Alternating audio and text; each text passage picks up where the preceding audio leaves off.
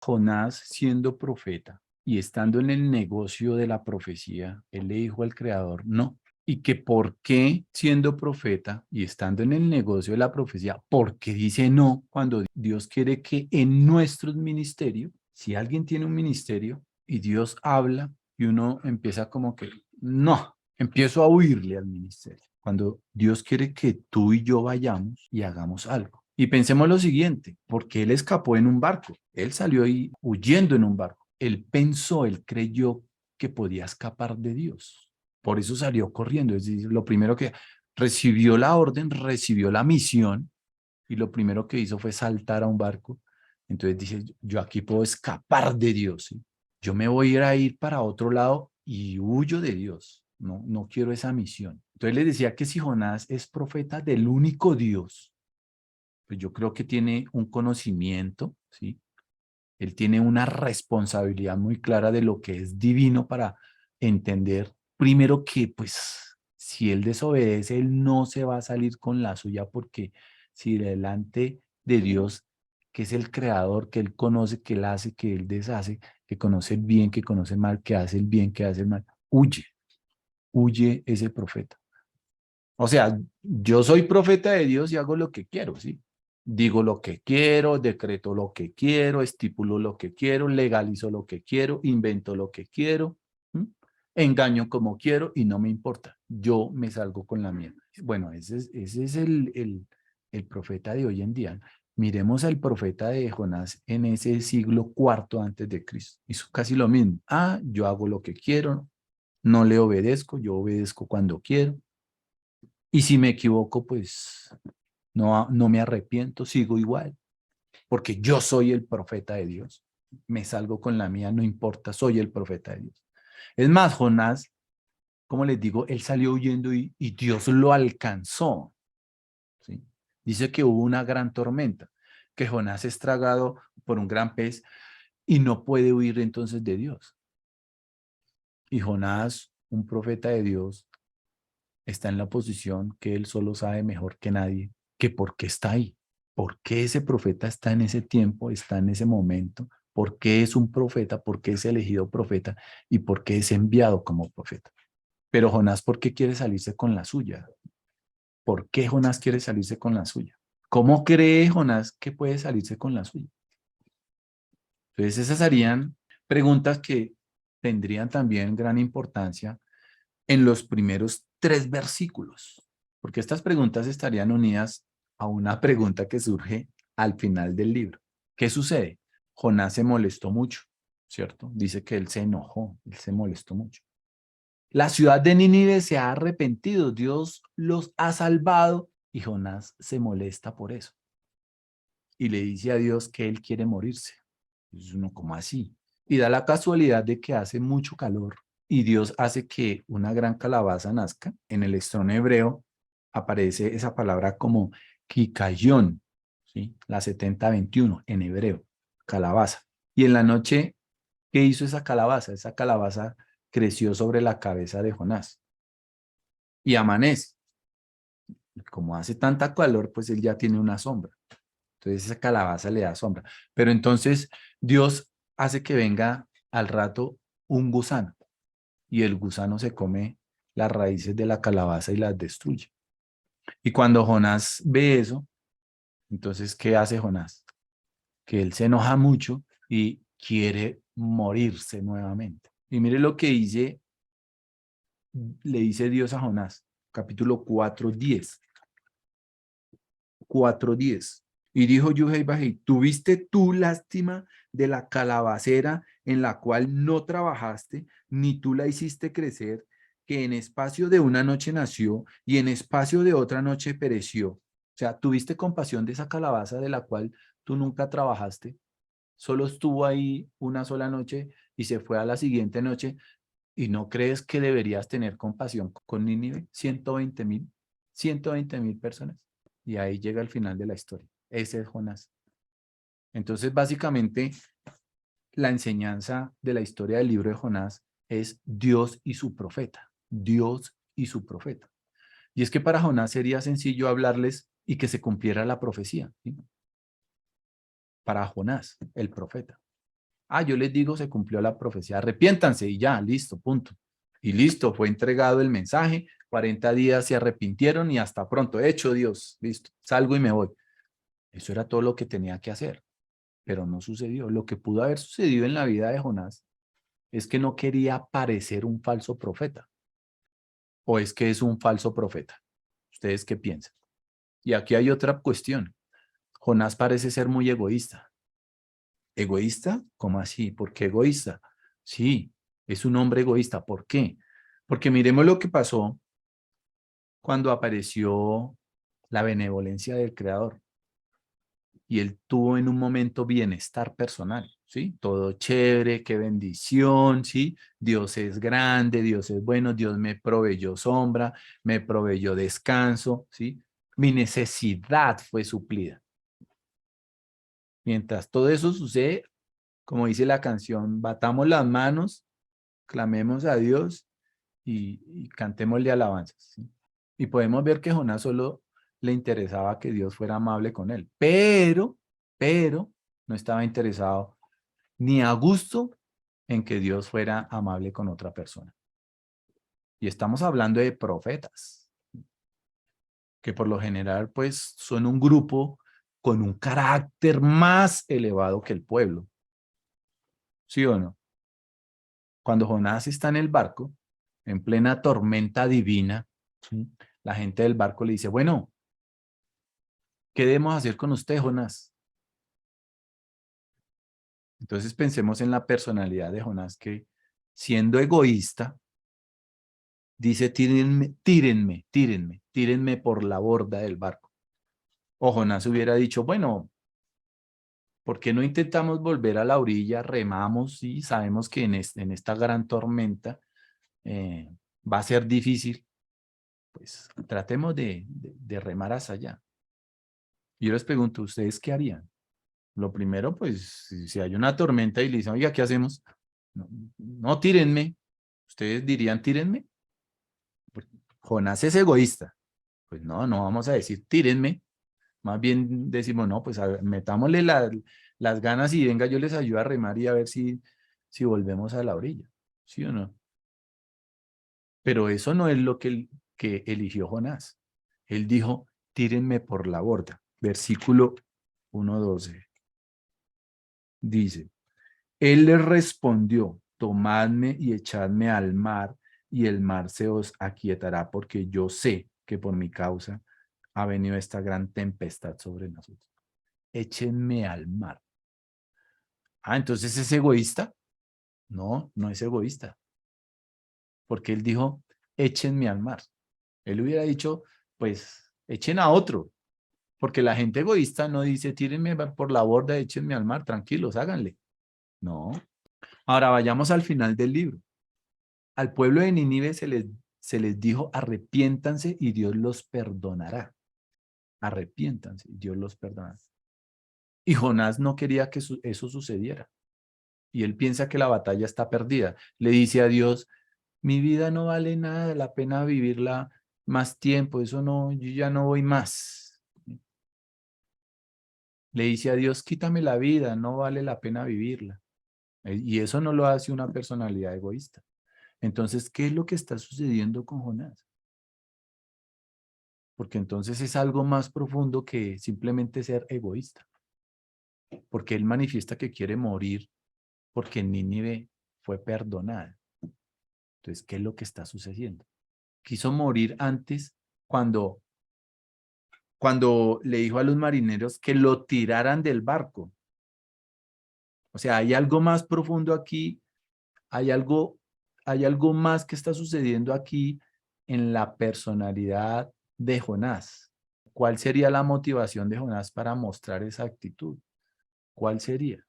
Por su mismo egoísmo, la soberbia, porque él quería que se cumpliera el castigo, o sea, como la parte humana, en parte quería que sucediera el castigo. Sí, por ahí va el asunto.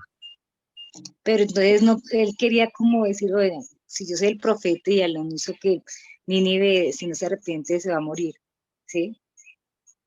No creyó que Dios tuviera tanta misericordia para con ese pueblo. Con ese pueblo, sí, por ahí va el asunto. Entonces él siente como que, no, o sea, de malas, o sea, que se mueran como haciendo justicia por su cuenta. Sí, ¿y por qué? ¿Por qué creen ustedes? O sea, ¿por qué? porque él no quiere que Dios tenga misericordia como la tuvo de él. Entonces, él no es misericordioso. Su corazón no es misericordia. Sí, Yo creo, leyéndolo Carlitos, todo, que pastor, al final él se condena por no perdonar, porque Dios dice, perdónalos así como nosotros perdonamos a los que nos ofenden. Como Jonás no hizo lo que Dios le dijo que tenía que hacer, pienso, de acuerdo a Lavino, que él se condenó porque no perdonó y Dios perdonó a Nínive. ok, Glorita levantó la mano. Bueno, yo entiendo que Nínive era un pueblo muy cruel, Ujú. que ellos, o sea, en cierta manera como que merecía ese castigo. O sea, una era eso, de que ellos eran, por decir algo, malos, re malos, recontra archimalos. Es lo que yo tengo entendido. Que por eso le dijo Dios a Jonás que le dijera que se arrepintieran o si no, pues que los iba a terminar. Una de esas, entonces yo imagino que Jonás diría es que ellos se merecen realmente morir, porque son malos, por decir algo. Y lo otro, ellos, mejor dicho, ¿será que Jonás dijo, ellos no son de nuestro pueblo, ellos no son de no sé qué, ¿por qué tuvo misericordia de ellos? Por ahí arranca el asunto. Entonces, Pero mire que empezando el capítulo dice, ellos han pecado y están inmersos en sus pecados, pero ellos no lo saben. O sea que ellos pecaban o hacían eso porque habían venido de una generación de que lo venía haciendo, pero ellos no consideraban, ellos no lo veían como malo porque nadie les había enseñado que eso era malo. Y por eso Yud-Heh-Vah-Heh tuvo misericordia, porque ellos lo hacían sin premeditación, sin querer hacerlo. Porque él Y era su Dios. no, porque no era su Dios, porque dice, Exacto. clamen a sus dioses. Y Nínive no era de un pueblo, o sea, Nínive no era, o Del sea, pueblo de Dios. no era judíos, o sea, de casa de Judá. Ellos habían sido puestos ahí. ok. Entonces, lo que han dicho es como por allá el punto de partida muy profundo, pero es por ahí que se van las cosas. Pero ya vamos a aclarar lo que está sucediendo. ¿Cuál es la motivación de Jonás para mostrar esa actitud de no, de ese no y no y no y yo no quiero y yo no quiero? Y ya vimos que no es egoísta, que aparenta ser egoísta y sigue diciendo no y no. Entonces aquí viene lo siguiente. Jonás es un patriota judío de la casa de Judá. Ahora comenzamos a desenredar o a partir de lo que se habló, comenzamos a caminar. ¿Quiénes eran los habitantes de Nínive? Porque ¿dónde está ubicada Nínive? Nínive era la ciudad capital de Asiria y dicen que ellos no eran buenos muchachos, ¿sí? El imperio asirio, entonces usted comienza a conectar cuestiones. El imperio asirio eran enemigos del pueblo hebreo, del pueblo de Israel. Son enemigos de los judíos. Y que hacía un par de generaciones atrás los asirios se habían lanzado contra el reino del norte a invadirlo para exiliar a las 10 tribus de la casa de Israel y hacer guerra contra las ciudades de la casa de Judá, de Judea.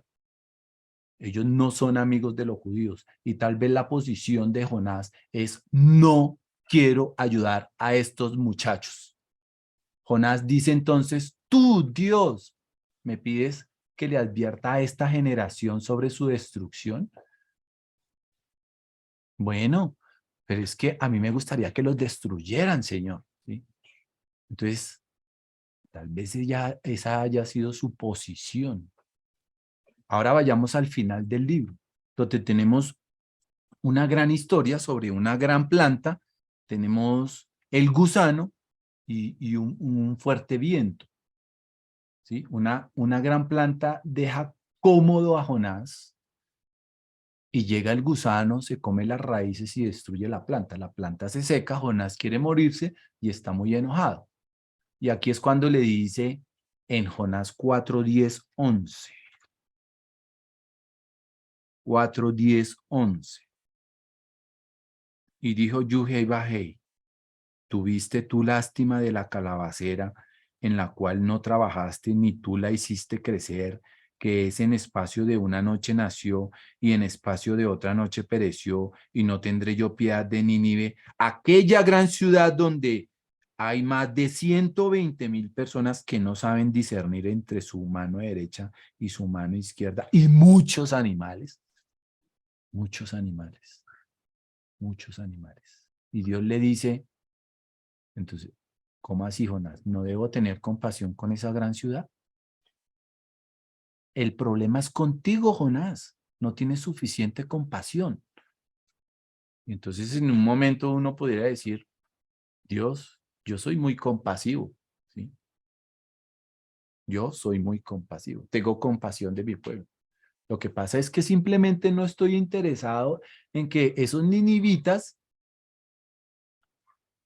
tal vez nos lleguen a atacar más adelante a nosotros como para yo tener que ir a ayudarles aquí en este momento, ¿sí? Entonces aquí la personalidad de Jonás es ser un patriota judío. Y es que a ellos se les ha enviado una y otra vez profetas y simplemente no se habían arrepentido. Y va Jonás y queda como preocupado de que realmente se arrepientan. Entonces eso haría quedar mal a los de la casa de Judá. Es como si Dios también le estuviera diciendo, mira, Jonás, que estés preocupado sobre los judíos, pero no puedes saber las consecuencias espirituales a largo plazo de lo que vaya a pasar. Solo tienes que aceptar mi plan, algo que no han querido aceptar muchos aquí en el mundo, ¿no? Aceptar el plan del Creador. Algo así como que yo le estuve haciendo el quite durante muchos años al ministerio pastoral, por ejemplo. Y tocaba a fondo, así como, ¿sí? Yo iba como Jonás y me hacía el dormido, y me echaba a dormir. Y no le hacía caso. Y Dios me hablaba por una parte, me hablaba por la otra, que vea que el ministerio, que esto, que lo otro, que vaya, enseñe, que vaya, prepare. Y yo, Pero Jonás ni siquiera en la narración de la calabaza y el gusano demuestra lo contrario. Como si estuviera Dios diciendo, no tienes derecho a cuestionarme. Jonás, tú me estás cuestionando y yo estoy tratando de darte una respuesta a toda esta historia y tú una y otra vez, pero es que Dios, pero es que Dios, pero es que, pero y pero. Entonces aquí hay unos enfoques y es acerca de primero de la adversidad. Cuando nosotros vamos a mirar en el hebreo bíblico la narración y toda la historia de Jonás, aparecen 8 palabras que posiblemente significan lo mismo, sino que algunas tienen una letra adicional, 4 palabras que aparecen como adversidad, ¿sí? Como adversidad, ra, adversidad. Y por esa maldad, por esa adversidad, Dios le dice que Él es un Dios compasivo y misericordioso. Cada vez que aparece una adversidad en tu vida, en mi vida, Dios aparece y dice, yo soy compasivo y soy misericordioso. Y aparece una y otra vez esa palabra adversidad en la vida de Cam. Y eso sucede aquí en la historia de Jonás. Si tú vas a mirar el hebreo bíblico, ahí aparece esa palabra ra, adversidad. Y cuando aparece eso, y nosotros leímos, bueno, la leímos en esa otra versión, pero aquí Dios dice que Él es compasivo, misericordioso. Jonás lo dice. Ahora, entendiendo lo que está diciendo y que está repitiendo Jonás, unas palabras que aparecen en la Torá. ¿Dónde aparece esa descripción? Antes del libro de Jonás. que Dios es misericordioso, que Dios es compasivo, que Dios tiene gracia, que esto, que lo otro, que lo otro. ¿Sí? Aparece una descripción. Aparece en Éxodo 34:6. Éxodo 34:6. Y allí es donde encontramos los rasgos de la compasión que Dios le reveló de él mismo a Moisés después del pecado del becerro de oro. Cuando vamos a leerlo, dice Éxodo 34:6.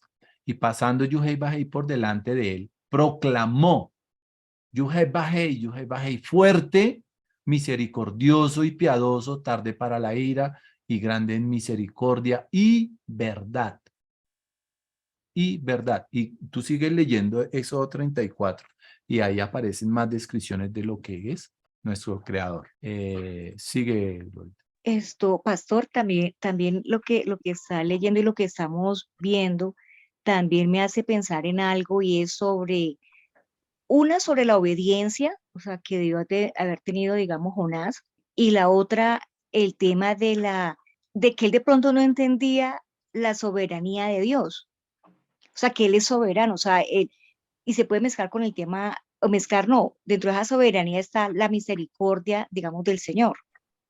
Sí me hago entender, o sea, digamos, yo lo estoy mirando, digamos, en la actualidad, de pronto no, Ujú. no, pero lo de Jonás me ayuda, por decir algo, hoy en día. Hoy en día a veces cuesta la gente ser obediente al Señor, o sea, digamos, la gente que tiene digamos, el conocimiento ya de la Torá o de la palabra y se rehúsa a obedecer, ¿sí? Ujú.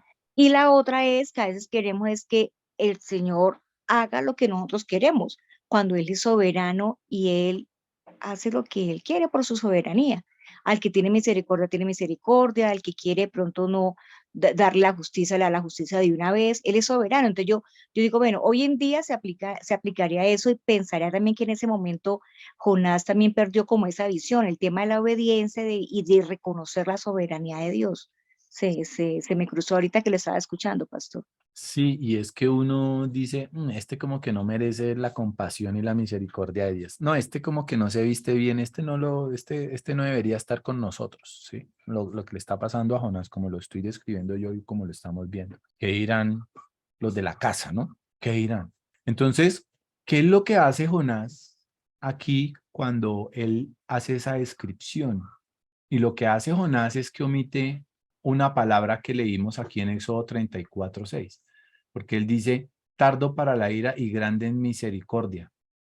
Y dice el versículo: y verdad. Un profeta que conoce la Torá, que para ser profeta conoce totalmente la Torá, ¿cierto? Pero él omitió esa palabra, y verdad. Y cuando omite la palabra verdad, la reemplaza por otra frase. Nosotros vamos a Jonás 4:2. Aquí nosotros vemos que él ha reemplazado la palabra emet, la verdad, con un cambio de opinión acerca de hacer el mal. ¿Y por qué hizo eso? Leamos Jonás 4:2. Y oró a Yuhei Bajei y dijo: ahora, oh Yuhei Bajei, ¿no es esto lo que yo decía estando aún en mi tierra? Por eso me apresuré a huir a Tarsis, porque sabía yo que tú eres un Dios clemente y piadoso, tardo en enojarte y de grande misericordia, y que te arrepientes del mal. Y no siguió describiendo lo que dice la Torá, un Dios de verdad. Entonces aquí hay una conexión con el versículo 1 del capítulo 1 de Jonás. ¿Cuál? Vayamos a Jonás 1:1. Vino palabra de Yuhei Bajei a Jonás, hijo de Amitai. Y Amitai viene de Emet, que es verdad, significa verdad. Hijo de la verdad. Si nosotros miramos un ejemplo matemático, si nosotros sumamos 2 más 2, ¿cuánto es? 4. ¿Eso es una verdad? Es una verdad. Si nosotros decimos 2 más 2 es 5, pues no es una verdad, es falso. ¿Y cómo puede ver entonces en cuanto a lo fácil que es la matemática? Lo fácil que es la matemática. 2 más 2, 4, eso es verdadero. 2 más 2, 5, no, eso no es verdadero, eso es falso. ¿Cómo podemos ver nosotros, ver reflejada la verdad en el mundo real? ¿Cómo? Así. 2 más 2, 4. De cada acto hay una consecuencia. Dígame, José. Es que esas no son nuestras matemáticas. Pero si tú ves él dice que uno mató 100 y él se enfrentó y mató a 10.000. O sea, en las matemáticas de Dios, uno más uno no es dos. 1 más 1 es 1000 y 2 más 1 son 10.000. Eso dice su palabra. O sea que si uno se enfrenta para Dios, la racionalidad de nosotros no cabe, Dios no cabe en la racionalidad de nosotros. Es porque no lo podemos entender. Es porque el profeta entiende los tiempos de Dios, porque entiende que cuanto más entiende, sabe la grandeza de Dios y se aleja más del conocimiento real de Dios. Sí, José, pero yo no estoy dando el ejemplo de la realidad de la matemática de Dios, sino estoy dando un ejemplo de qué es una verdad. Por eso yo digo 2 más 2 es 4 y eso es verdadero. 2 más 2 es 5 y eso es falso. ¿Listo? Entonces, ¿cómo nosotros nos damos cuenta de lo que es la verdad en el mundo real? Sigue, Gloria. Pastor, a través de la Torá. O sea, cuando uno dice, Ah, uno lleva todo, digamos, es que no sé cómo explicarlo, o sea, por decir algo, ¿cómo hace uno para saber lo que tú dices? ¿Qué es real y qué no es real? ¿Cierto? ¿cómo podríamos nosotros identificar eso? Y por eso Por yo, eso, entonces, por decir algo, pongo el ejemplo, digamos, de la persona que mató, o sea, la persona que mató. Y ahora, digamos, en ese tiempo que está tan de moda, que mató a su hijo, que mató a los niños del colegio, del jardín, etcétera. La persona que mató, digamos, listo, esas personas que hicieron este daño o esta maldad que fue matar, entonces yo me voy a la luz de la escritura, a la luz de la Torá. Entonces, ¿qué me dice a mí la Torá a raíz de esto? Que eso es pecado. Y si es pecado es porque está mal, o sea, es mi realidad. La realidad para mí, que yo me baso en la palabra del Señor en la Torá, es que esa persona, la realidad es que esa persona es asesina, por decir algo.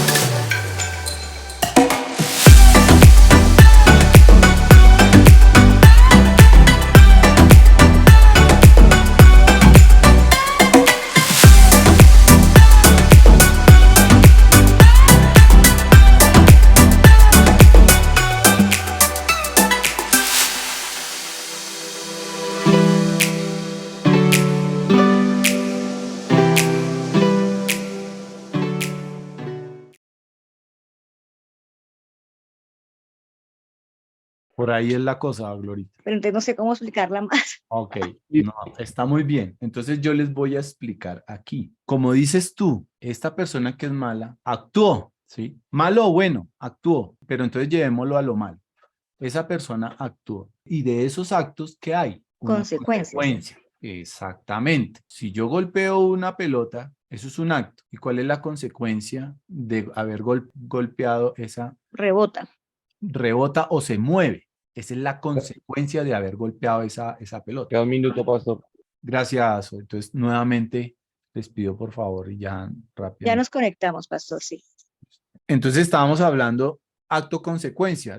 El ejemplo que tú estás dando, Gloria, es perfecto y allá es donde yo también lo llevé, ¿sí? Con cada acto hay una consecuencia. Y el ejemplo que tenía, tú golpeas una bola y esa bola se mueve. Esa persona hizo daño y esa persona, sí, desde nuestra perspectiva, nosotros miramos todo acerca de la Torah y hay pecado y hay maldad, ¿sí? Entonces, cuando nosotros miramos y volteamos a mirar la Torah, la palabra y toda esa maldad, pues lógicamente tiene que haber justicia. Por ese acto de maldad, su consecuencia tiene que llevarlo a la justicia.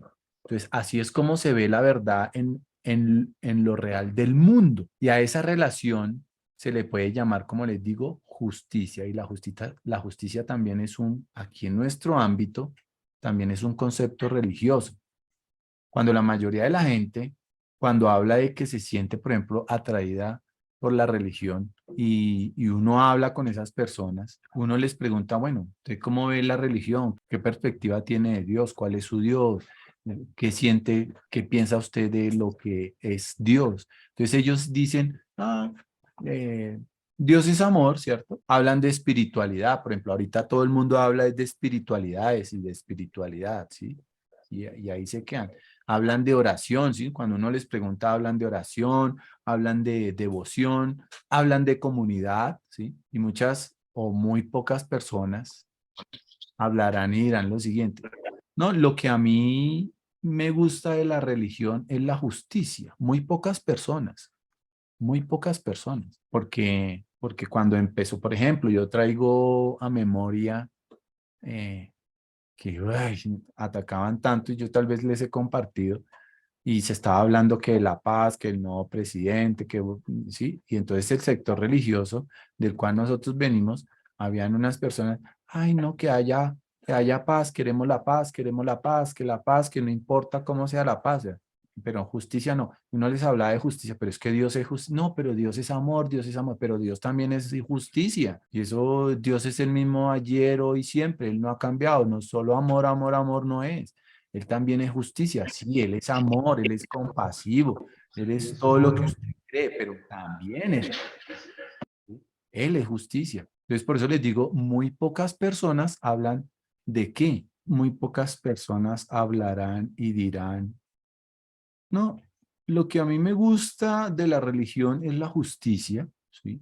O muy pocas personas, si usted le pregunta qué piensa de la religión o cómo ve la religión también, y se habla de la religión, y acerca de Dios también, muy pocas personas van a ver, por ejemplo, una corte divina de justicia en acción. Ellos no van a hablar de eso. La mayoría de la gente no va a hablar de eso. Como les digo, van a pensar en espiritualidad, en cómo orar, cómo rezar, cuál es la liturgia, qué se pone, qué hace, qué no hace, esto y lo otro. Y muy pocas personas se sienten atraídas por la religión que nosotros, por ejemplo, caminamos. Y la justicia es y debe ser también para nosotros un concepto muy importante, no tenerlo allá olvidado. O sea, esa noción de que el Creador está allí sentado en un trono de justicia y que va a juzgar a las personas, pues nosotros, si las iglesias hablan de eso, solamente de eso, pues no va a ser como muy apetecible, ¿no? Muy atrayente para la gente.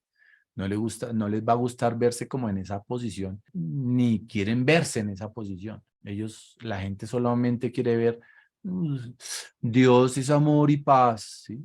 Amor y paz, Dios, amor y paz. No, al contrario, ellos se resisten a esa visión de que es justicia, como les digo.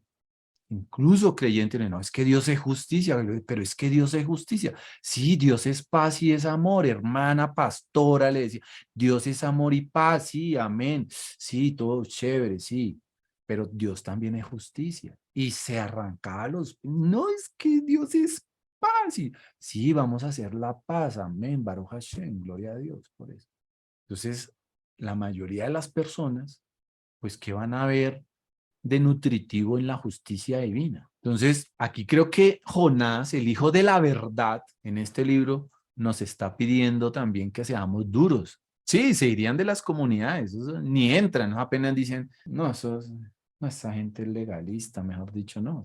Pero como les digo, aquí Jonás, que es el hijo de la verdad, nos está pidiendo que nosotros seamos duros. Y eso es lo que estamos viendo aquí en el libro de Jonás, ¿sí o no? En la actitud de Jonás, en la personalidad de Jonás. No, yo quiero morirme, no, que se muera, que haya justicia, porque esto, porque lo otro, porque no sé qué. Y si nos imaginamos que en algún momento la justicia divina se ha visto comprometida, y quiero poner un ejemplo, nosotros cumplimos un tiempo, usted y yo tenemos un tiempo aquí en la tierra, ya cumplimos el tiempo aquí en la tierra, nos vamos para el cielo, entonces imaginémonos dos escenarios posibles.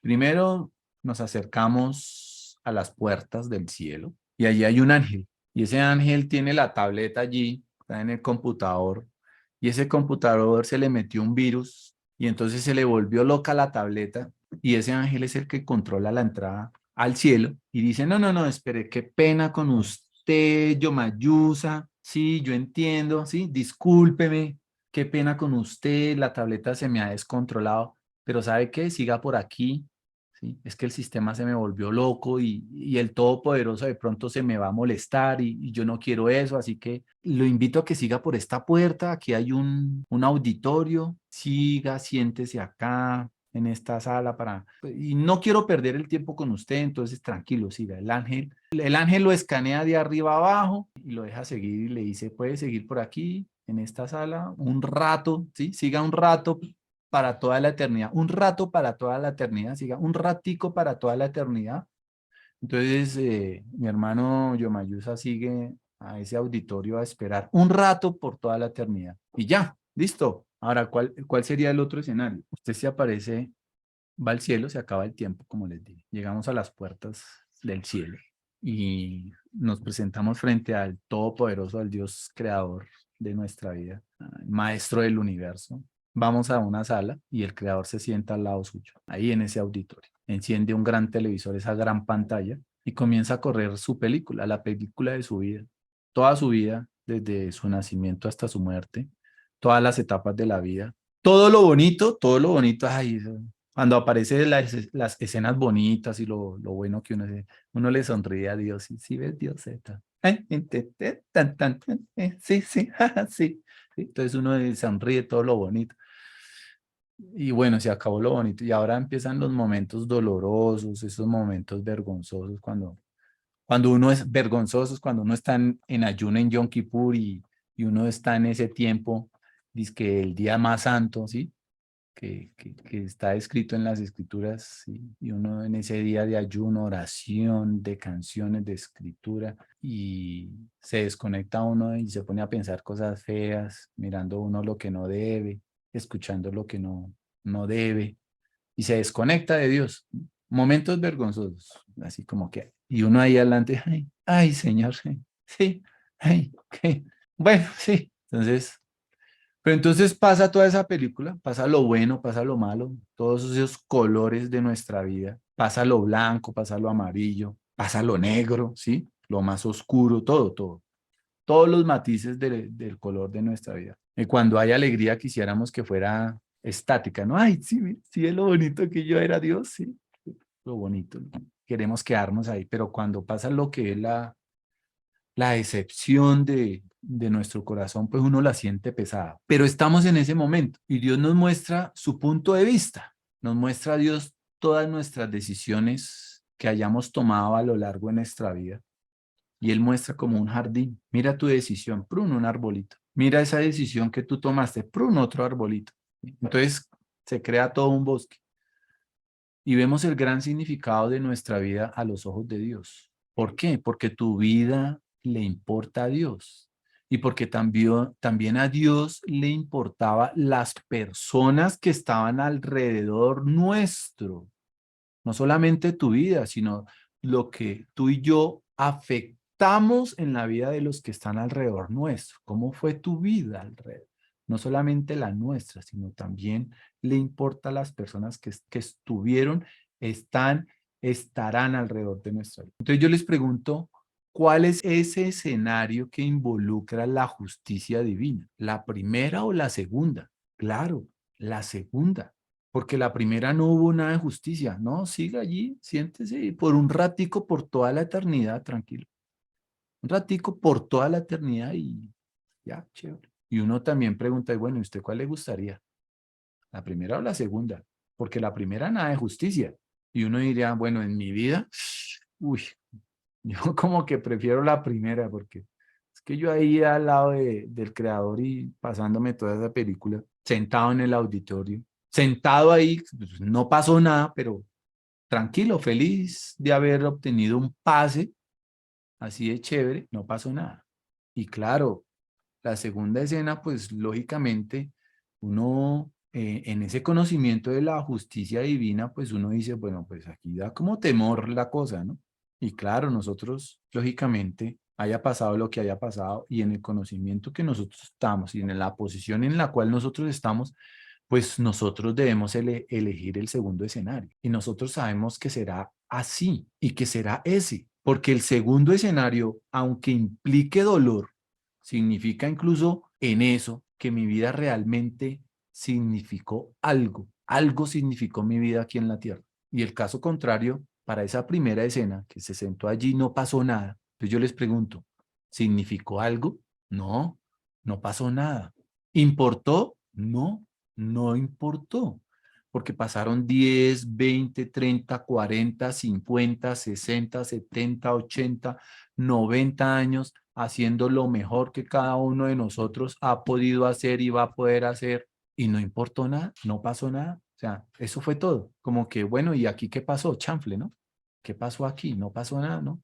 No pasó nada. Amor y paz, allá comiendo maní en el auditorio. ¿Saben qué pasa con la justicia? La justicia da una especie de significado a la vida porque todo importa, todo importa. porque uno ve que cada acto de la vida tuvo consecuencias, como las consecuencias no surgieron de la nada, porque es que mis acciones fueron las que crearon esas acciones. Entonces hicieron la diferencia en el mundo que nosotros vivimos. En el segundo, y Dios no lo quiera, imaginándonos como lo hice Glorita con la maldad de una persona, traigámoslo a este escenario. Imaginémonos a alguien cercano. Esa persona fue víctima de un crimen horrible, cercano a nuestra familia. Dios no lo quiera. Es una imaginación. Víctima de un crimen horrible. Un atacante terrible, muy malo. Y comienza el juicio y el juez lo llama a usted y le dice a usted, no al victimario ni a la víctima, a usted.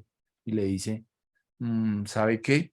El juez lo llama y le dice, ¿sabe qué? Imagínese que el atracador malvado va a pasar a su casa la próxima noche y va a llevar una botellita de vino, ¿sí? Y le va a ofrecer disculpas por lo que pudo haber ocurrido. Entonces, pues solamente con eso, pues espero que esté todo bien. El juez le está diciendo a usted esto, espero que todo quede bien ahí. Y pues lo que vamos a hacer es que usted se va a presentar en una rueda de prensa y usted va a retirar sus acusaciones, ¿le parece? Entonces, pues todas esas denuncias las vas a quitar y las vas a expresar frente a todos en la televisión. El pasado fue y pues vamos a seguir adelante, ¿le parece? Una palmadita en el hombro y no pasó. Entonces le pregunto, ¿usted qué pensaría de eso? ¿Qué pensaría usted de eso? Siga, José. Pastor, ya me pasó. Sí. En el 2016, cuando esta niña Juliana Zamboni, que mató el arquitecto, yo entré como en una rabia y yo le decía a Dios, no puedo orar, esta noticia me tiene muy cargado, no puedo orar, tengo rabia contra esta persona porque le hizo todo eso a esa niña. Y él me decía, ¿tú crees que no merece perdón? Y entonces me dijo, ok, no pienses que era Juliana Zamboni, piensa en que era tu hija y aún así lo tienes que perdonar. Cuando Dios me habla y me dice eso, me dice, ¿tú crees que eres más bueno que él? ¿Tú crees que lo que yo te perdoné a ti no lo puedo perdonar a él? Dijo, perdónalo. Que él pida perdón es otra cosa, pero ese sentimiento de rabia, de dolor que estás sintiendo, te está matando. Y yo te pido que lo perdones así como yo te perdone a ti. No pienses que fue Juliana Zamboni, piensa en que es tu hija Sara. Eso me dio durísimo en el corazón, pero fue el mismo Dios el que me enseñó que si yo he cometido pecados que es transgredir la Torah, cualquier persona puede tener su perdón, independientemente de que el pecado sea gigantesco y grande. Dios tiene ese tipo de misericordia con quien él quiere. Ese es mi testimonio de ese tema. Ok, entonces el perdón siempre va a estar ahí, siempre está ahí. La persona lo toma o no lo toma. Sí, es una decisión. Entonces, ¿qué pensaría uno con ese acto que yo les digo? En esa escena, pues a uno le va a parecer terrible, ¿cierto? No, pues, no. Y eso que está sucediendo con ese juez que le está diciendo, no, ¿sabe qué? Va a pasar esto y usted va a hacer esto y lo otro, pues sumándole a ese horrible pasado y ahí queda la cosa. Entonces, miremos que la identidad del juez es Dios y no está juzgando un humano, está juzgando Dios. Y si llega a suceder eso, porque pues como hoy en día uno ve tanto, ¿cierto? Un juez corrupto, porque hay jueces corruptos, entonces uno ya dice, bueno, Señor, esto hay que dejarlo en tus manos porque sabemos que hay un juez mayor, porque sí hay justicia en el universo. Aquí en la tierra en este momento con lo que está sucediendo en esta escena, tal vez no, pero sabemos y confiamos en nuestro Creador de que hay justicia en el universo. Hay una corte celestial de Dios y esa es la corte suprema. Entonces, si no hay justicia para el que dice que no va a pasar nada al otro lado, ¿sí? Que hay personas, no, es que hablando de lo de la religión y la espiritualidad y esto y lo otro, y esa persona dice, no, eso no pasa nada. Yo hago y deshago en este mundo, eso no pasa nada. Pues entonces, si no hay justicia, pues que ni se moleste entonces. Entonces Jonás tuvo esa pesadilla, tuvo ese mismo escenario. Dios viene a Jonás y le dice, el pueblo es este, los de Nínive, esta gente, los malos estos. Quiero que vayas y aceptes sus disculpas. Y Jonás se dice a sí mismo, ¿y eso es todo? Ellos han hecho muchas cosas terribles contra el reino. Ellos han hecho muchas cosas terribles contra Dios y que solamente digan unas palabras y ya.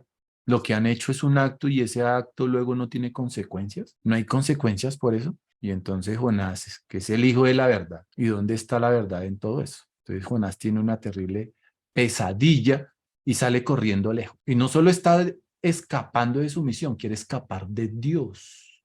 Él sabe que es imposible. Él sabe que no puede escapar de Dios, pero siente que debe correr de igual forma. Porque mire el versículo. Jonás se levanta para huir a Tarsis. Ahí en el capítulo 1, del 1 al 3. Él está huyendo, porque ahí no dice que él está huyendo de su misión.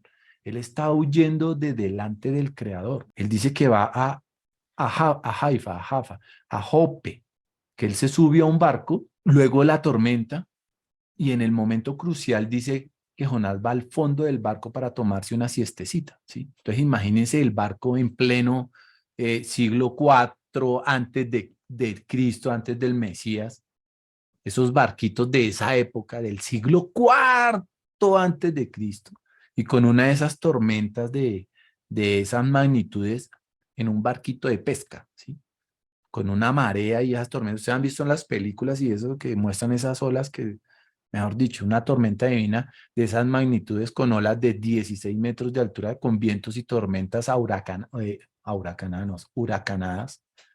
Yo les pregunto, ¿usted será que usted podía irse a tomar una siestecita en un barquito de esos de pesca? Sin embargo, ahí está Jonás dormidito como un bebé, dormidito como un bebé. Y la tormenta es Dios diciendo, Jonás, tenemos que hablar. Venga para acá, Jonás, despierte, Jonás esto, Jonás lo otro. ¿Y cuál es la respuesta de Jonás? No, yo no quiero hablar contigo, si no me vas a dejar huir a un barco, si vas a seguirme con una tormenta, seguiré durmiendo, ¿sí? Entonces ya esta es la segunda huida de Jonás, seguir durmiendo. Entonces llega el capitán del barco y lo despierta de su sueño y le dice, oye, ¿estás loco? ¿Estás durmiendo y todo el mundo está arriba allá en la cubierta orando a sus dioses? Pues vaya, suba usted también y ore a su Dios. Y entonces Jonás, ¿qué hace? Jonás sube a cubierta y él se pone a orar. No, él no se pone a orar. Aquí lo que leímos, ahí no está orando, él no está ni rezando. Él no está pidiéndole como los marineros y rezándole a sus dioses. Todos esos marineros paganos sí se pusieron a orar, pero Jonás no. El profeta de Dios no. Todos los marineros orando a sus dioses, pero el único profeta verdadero de Dios no ora. ¿Por qué Jonás no está orando? ¿Por qué Jonás no está orando? Porque no tiene nada que decirle a Dios. Ah, entonces va a suprimir la justicia. Jonás, tú eres de la Corte Suprema. Y Jonás, no tengo nada que decirte. Y finalmente los marineros echan suertes porque quieren ver quién es el responsable de esa tormenta. Y la suerte cae sobre quién. Ah, qué es. Oh, sorpresa. Es sobre Jonás. Y dicen que debemos hacer contigo, ¿no? ¿Qué vamos a hacer, Jonás? Entonces él dice, tírenme por la borda, pero él no sabe que hay un gran pez esperándolo. ¿Y qué creen que significa tírenme por la borda? Él cree que significa voy a morir en el mar, pero Dios, Él no me va a dejar escapar en el barco y no me va a dejar huir en un sueño. Entonces, ¿qué voy a hacer? Voy a correr lejos hacia la muerte entonces.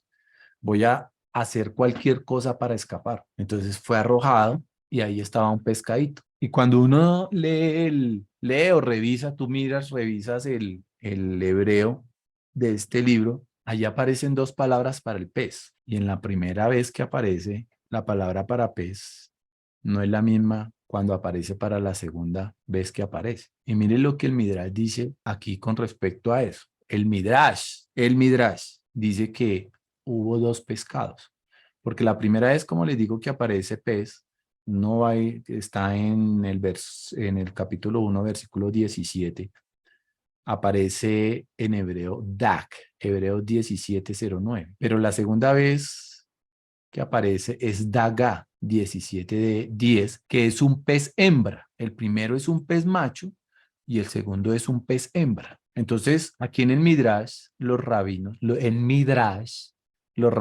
como son muy inquietos en el estudio de la Torá y en cada palabra, así como debe ser uno así, y uno va como aprendiendo esas cosas, ellos son muy inquietos aquí en el estudio de la Torá y ellos comienzan. Ahí les tengo también en una de las clases un video de cómo son los en la casa de Judá. Ellos empiezan a discrepar y vienen a la conclusión de que en realidad entonces habían dos peces, ¿sí? Que el primer pez era macho y cuando oró no estaba en ese pez, porque cuando mire aquí dice, entonces oró Jonás a Yahvé Bajé su Dios desde el vientre del pez. Entonces, ese pez, cuando tú vas al hebreo, ahí ya no es ese pez macho.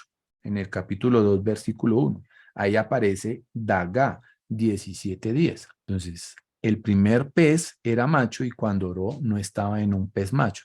Entonces, ellos dicen que Dios lo hizo escupir del pez macho a ese pez hembra.